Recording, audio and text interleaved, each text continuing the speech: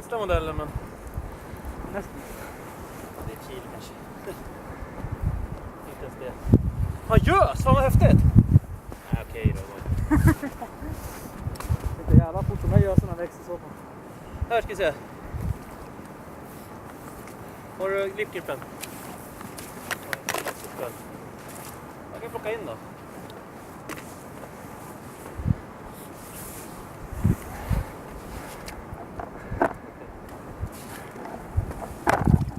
Ja. Pimpelmästare. Ja, det är bara att pimpla då. Jag ställer den här då. Här har du pimpelhålet.